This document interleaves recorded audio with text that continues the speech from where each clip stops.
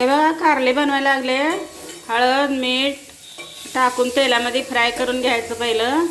नंतर ना फोडणी द्यायचं मसाल्यामध्ये. पहिला खरपूस भाजून घ्यायचं, नंतर मसाल्यामध्ये बनवायचं. अजून हळद टाक. कडू होत नाही, मग चांगलं होते भाजी. बघा हळद टाकली बघा. आता हळद मीठ लावून ना तेलामध्ये तळून घ्यायचं कारले मस्त. मग नंतर मसाला वाटून, मसाला झणझणीत वाटून मस्त खोबरं, शेंगदाण्याचं कूट, कोथिंबीर सगळं मसाला वाटून ना मसाल्यामध्ये परत हे करून घ्यायचं, फ्राय करायचं.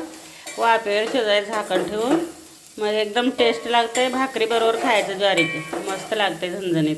आणि सगळे यूट्यूब फॅमिली कारल्याची भाजी आणि ज्वारीची भाकरी आता बनवते मी. जेवण करा आणि मला सपोर्ट करा माझ्या व्हिडिओला, चॅनलला.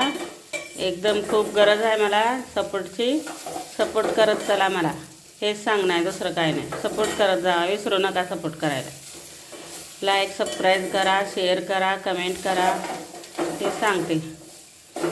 चला मग.